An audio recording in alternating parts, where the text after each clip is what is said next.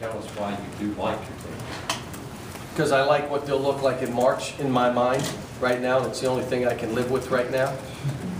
That I have a vision of what they're going to be in March, and that's what I try to drive them to. And I know it's like there, and we're right here, and I'm going to try to be as patient. I'm not the most patient guy, but I'm going to try to be as patient as I can to drag them along. We were patient last year with Marcus Teague. It paid off, didn't it? Because we had people say, you can't play him at point guard. Let somebody else be the point guard. He's not, and we let it go. And we said, we're sticking to this, and we're going to be patient with him, and we were. And by the end of the year, he was the best point guard in my opinion. Do you expect to play more zone this year? What different lineups would you use with that? Coach Hall's trying to get me to play 1-3-1, and we're going to have to play some zone just because we'll have to play against it. And I thought of different things, but one of the things with those two big guys out there, what kind of zone can we play that would be effective with a 7-footer and a 6'11"? You know, can you put them both on the wings or a 1-3-1? Let those two be your wings. It'd be an awful big zone. But I don't know. I'm worried about us step slide. You know, close out with your hand up. We're so. I told my staff, we got to start this season like they absolutely know nothing. Let's not take anything for granted. And that's what we'll do. How do you balance that, the handful of veteran guys wanting to teach them some maybe more advanced stuff, and starting every year with so many guys that you have to really go to the basics? What the guys that came back would tell the young guys is you have not seen him yet. He's all friendly and happy-go-lucky until we start practicing, and then wait until it gets close to a game and the pressure's on. Then you're going to see a different animal. They've already told those guys. Right now, yeah, he's all happy, he's hugging you and all that. Wait till we start playing. You're going to see this other guy that you don't recognize right now. That's what they tell them. I mean, our guys are going to, whatever I ask them to do, they're going to do. I just have to make sure whatever we're asking them is the right thing. You talk about playing zone. If I choose to do that, I just hope it's the right thing. Or what kind of zone? We're going to change some different offenses. Well, let's hope it's right, because whatever I tell them to do, they'll do. I mean, we got a great group that you know, understood coming here, you know, hard deal. Tell us what, coach, you got to tell us what you want us to do, and we're going to do it. Sean, who'll be two more questions. Who do you think will be the vocal leader for you this year? Maybe Archie, but he's not. He's quiet. Ryan and they're all quiet. I'm just telling you, we got a quiet team. We got a quiet team. Maybe the most quiet. You know, Julius May's very steady and veteran, but he's not saying a whole lot. So one of the things we'll do from day one is talking on offense, talking on defense, and we'll make them. So that probably will evolve. But I hope we're a good team that talks, because we're going to need to. Yeah, how much does placing so many players in the NBA and the success that you've had here and elsewhere help in terms of getting the guys to just listen, to take what you say as the truth?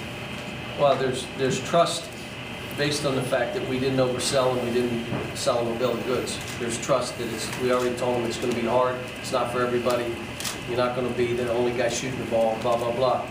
Then the other side of it is there's trust in the results. You know, the thing of, why would you go down that path where everyone else goes?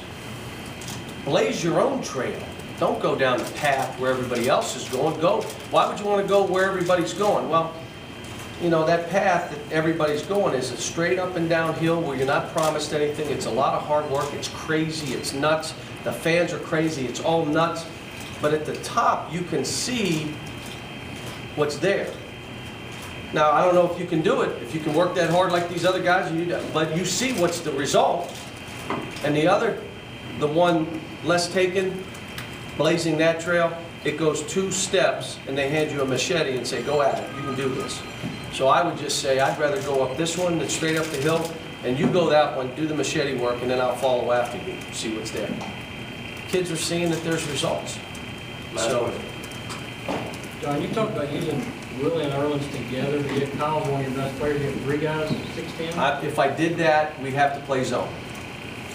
Kyle would probably be the middle of the zone. Those 2 guys, the wings, because they're really active. They got quick feet. Kyle's in the middle, big at 6'10". You'd be 7 foot, 6'11", 6'10". But again, you know, it'd be hard to practice against that because we have Tawny, John, Hood, and Jared be the front line of the other team. So I bet you it would look good though. Is that an issue for you when you, and you've had this every year, but when you only have 6 or 7 guys that play actually getting good practice? No, we don't practice long. I mean, our practice, you know, again, I'm not saying this is the only way to do this. There are guys that practice 4 hours and they win and they do well. We practice 2 hours. If I can't get it in 2 hours, then I didn't do my job. You know, going 4 hours is okay. I mean, there are some kids that need it, and there are some coaches that are more comfortable going long practices and the full 20. We have 20 hours to practice. We probably put in about 15 hours, maybe. I mean, we're not like our, you know, we have time in the bank. Is that like vacation time or anything that we can use? No?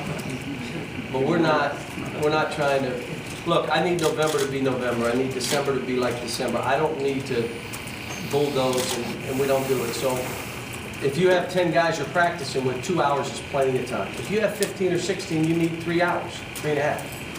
We don't practice with that many guys. Somebody says, well, what about injuries? Well, if the wrong guy is injured on any team, I don't care if they have 13 McDonald's All-Americans.